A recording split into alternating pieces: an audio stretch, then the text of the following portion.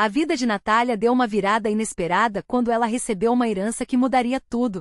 Mas em vez de comemorar, decidiu testar o homem ao seu lado. Com um olhar sério, anunciou que seus pais haviam perdido a casa e precisariam se mudar para o apartamento deles. O que aconteceu na manhã seguinte a deixou sem palavras. Antes de seguir essa história, imagine só. Você já parou para pensar como reagiria se, de repente, o destino colocasse nas suas mãos uma chance de recomeçar? Natália não dormiu naquela noite. O silêncio da madrugada era cortado apenas pelo farfalhar das cortinas e o aroma suave das camomilas secas misturado ao cheiro residual do chá da noite anterior. Lá fora, as luzes distantes dos carros passavam como riscos frágeis na escuridão, enquanto o zumbido de um ônibus noturno se perdia na distância. Sobre a mesinha de cabeceira, uma carta dobrada com esmero chamava sua atenção.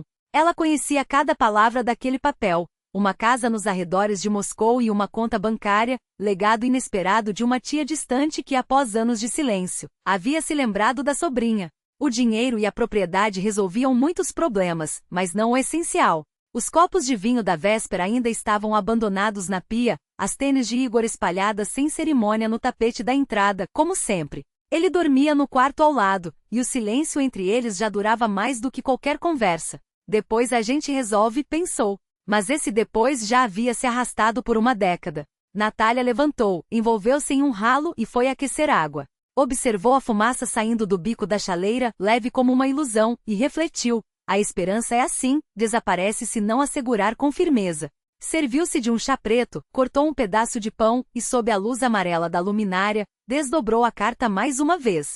O papel farfalhava abaixo como um segredo. Propriedade livre de ônus, depósito sem restrições, leu em voz alta, como se duvidasse da própria sorte. Seus olhos caíram sobre o celular. Na tela, uma foto antiga da tia Nádia, com seu sorriso teimoso e olhos bondosos. Obrigada, tia, sussurrou. Vou fazer por onde não decepcionar. E pela primeira vez em muito tempo, sentiu que aquelas palavras não eram vazias. Igor apareceu na cozinha já passava das 9, desalinhado com a mesma camiseta do dia anterior. Serviu-se de café, tomou um gole amargo e torceu o nariz.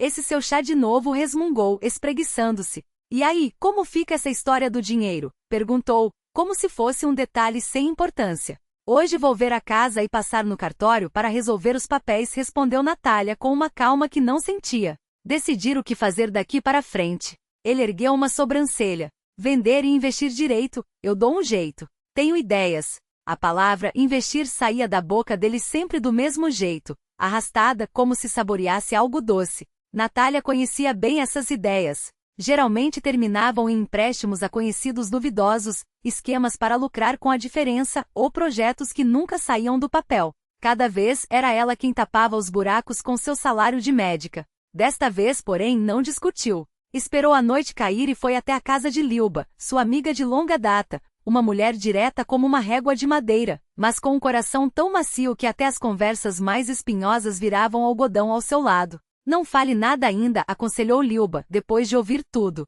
Dinheiro é como um revelador, mostra às pessoas como elas realmente são. Parecia duro, mas era a pura verdade.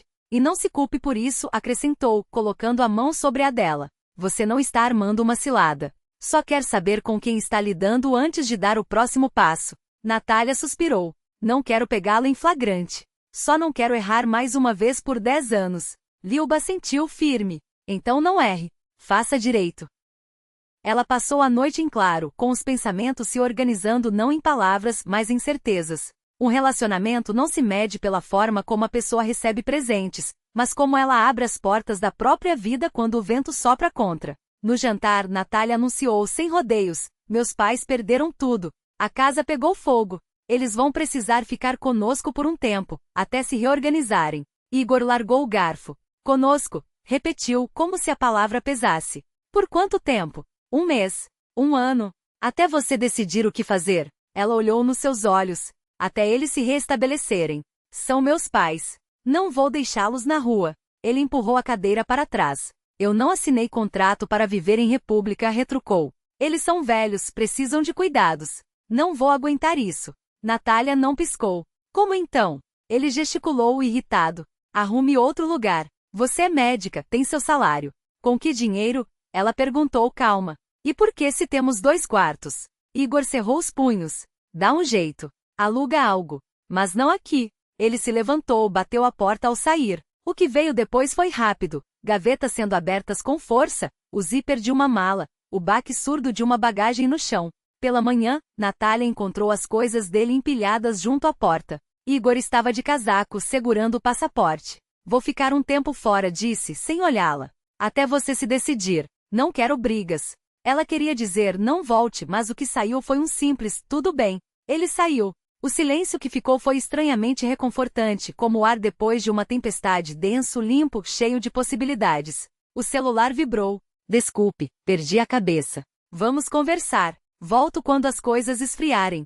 Natália desligou o som e deixou o aparelho sobre a mesa. No dia seguinte, ela estava no interior, diante de uma casa de madeira sólida, com um alpendre alto e um velho pomar de cerejeiras nos fundos. O telhado estava intacto, as janelas tinham molduras esculpidas à mão, e no corredor de entrada o cheiro de grama seca e ervas misturava-se à madeira envelhecida. Ao abrir as venezianas, a luz entrou como um convite, simples e acolhedora, como se aquele lugar sempre tivesse sido seu. Na cozinha encontrou uma chaleira esmaltada, um vidro de chá em flores secas, toalhas dobradas com cuidado. À noite, os vizinhos apareceram.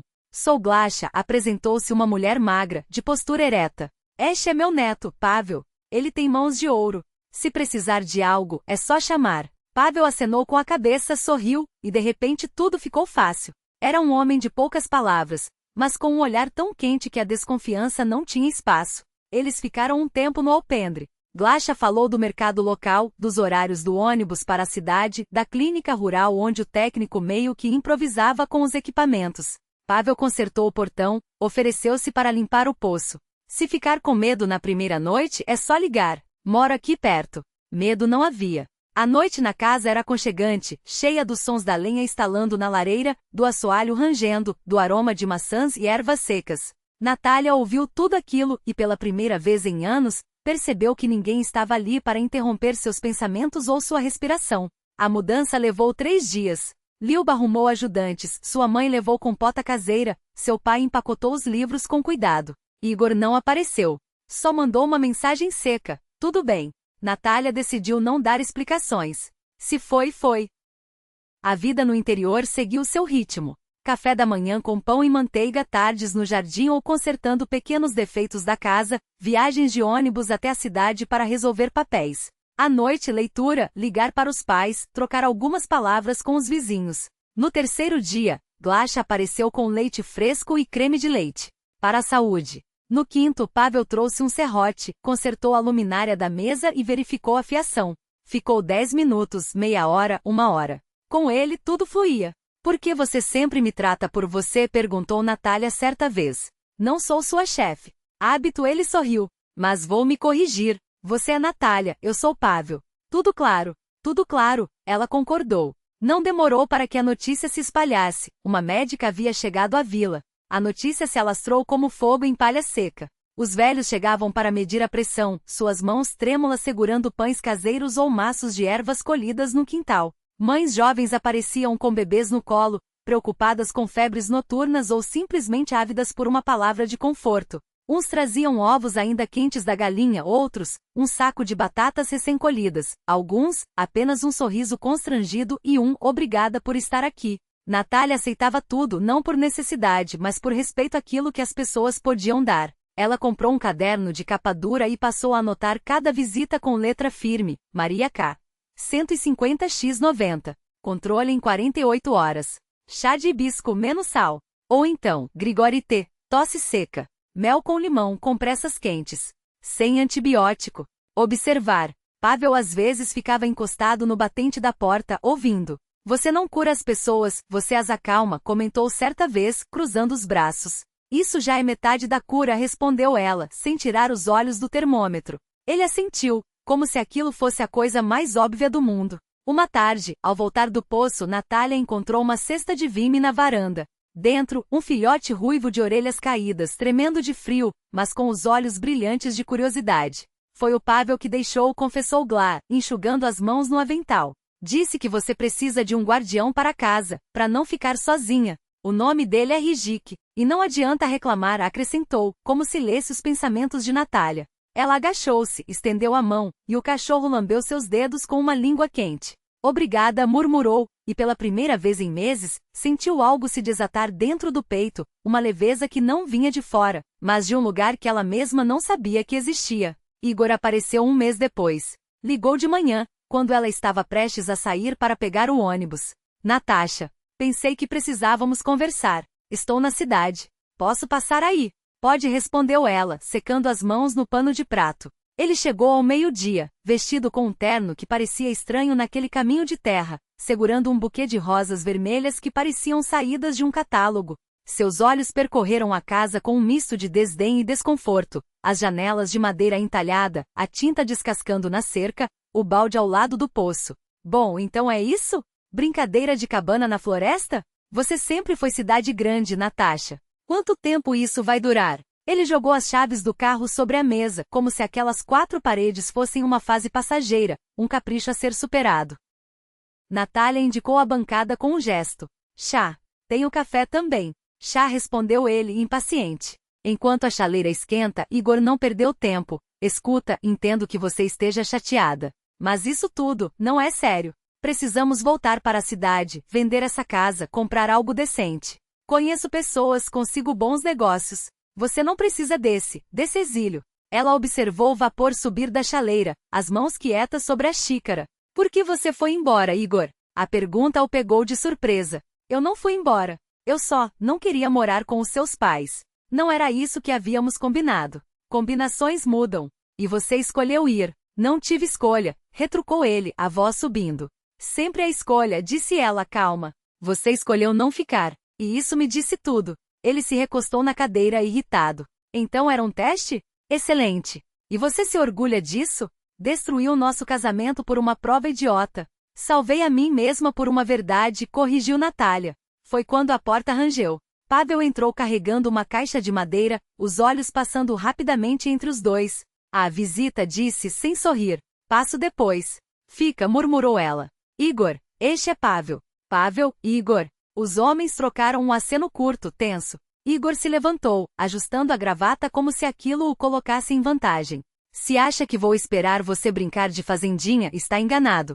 Boa sorte. As rosas ficaram abandonadas na beira da mesa. A porta bateu. O carro arrancou, levantando poeira no caminho. Natália olhou para o rastro deixado pelos pneus e não sentiu raiva nem pena. Só uma certeza quietas como a de uma porta fechada atrás de si, não com estardalhaço, mas com a suavidade de quem sabe que do outro lado já não há mais nada que lhe pertença. Pavel colocou a caixa no chão, tirou do bolso uma faca pequena e começou a consertar a maçaneta quebrada da porta. Difícil? Perguntou sem olhar para ela. Não, respondeu Natália. O difícil foi ontem. Hoje está claro. Ele assentiu, satisfeito. Então chá. E como se fosse a coisa mais natural do mundo, puxou do bolso 2 maçãs vermelhas, ainda frescas da colheita. Trouxe do pomar da Glá. Ela diz que são das melhores. Eles tomaram chá no alpendre, e o cheiro das maçãs, doce, ácido, familiar, trouxe de volta memórias que Natália não sabia que guardava. Aos poucos, a casa foi ganhando vida.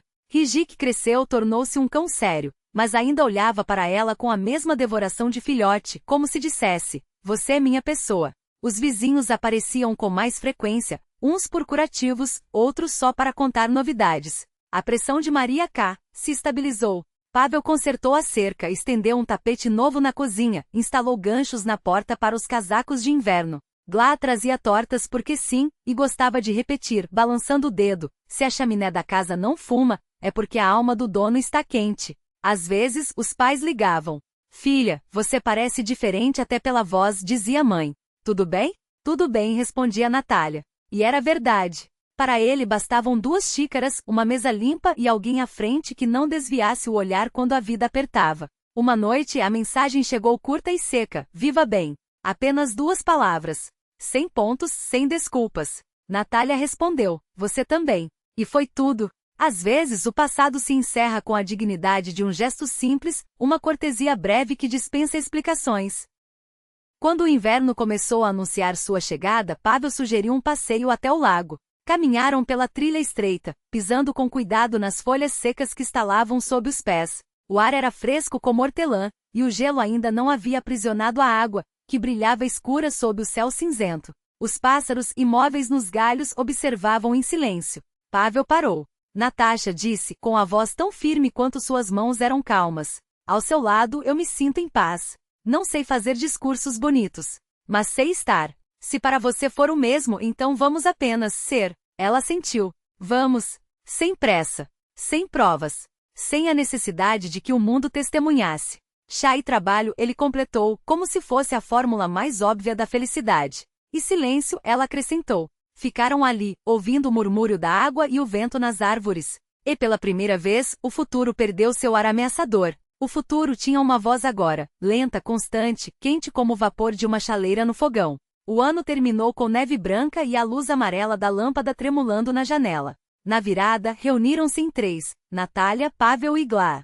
Rijik dormia enrolado debaixo da mesa, enquanto as cascas de tangerina se acumulavam no prato, perfumando o ar. À meia-noite, saíram até o portão e acenderam as luzes de bengala. Glá desejou que vocês sempre tenham um nós. Pavel emendou baixo e que ninguém nos põe à prova. Natália riu, um som leve, sem sombra de dúvida. Depois voltaram para dentro, serviram chá, ouviram um concerto de Ano Novo no rádio, enquanto o pêndulo do relógio marcava os minutos com precisão obstinada. Do lado de fora, a neve caía sem pressa, como se o tempo tivesse aprendido a respirar devagar. Natália lembrou-se daquela manhã com a carta de Igor, a porta de Adam rangendo ao fechar, o caminho até a casa nova. Do riso de Lilba, do olhar cauteloso de Pavel, das mãos quentes dos vizinhos, do tamborilar da chuva no telhado. E entendeu. Não era ele que estava sendo testado naquele tempo. Era ela mesma. Estou pronta para viver como acho certo? A resposta veio nas entrelinhas dos dias que se seguiram, nos gestos que não precisavam de palavras, nas escolhas que não pediam aplausos. Abriu o caderno e escreveu 3 linhas com a letra firme de quem já não teme o próprio coração. Asterisco, o amor se vê na escassez, não na abundância. Um silêncio compartilhado salva mais que 1000 gritos. Uma casa. Uma pessoa com quem calar é possível. Asterisco. Fechar o caderno foi como virar uma página sem rasgá-la. Sorriu. E aí? Tudo certo? Perguntou Pavel, como se lesse seus pensamentos. Tudo, ela respondeu. O bule balançou em concordância. E o chá ficou forte, como a vida que estavam construindo. Sem açúcar demais, mas com um gostinho quente que ficava na garganta muito depois do último gole.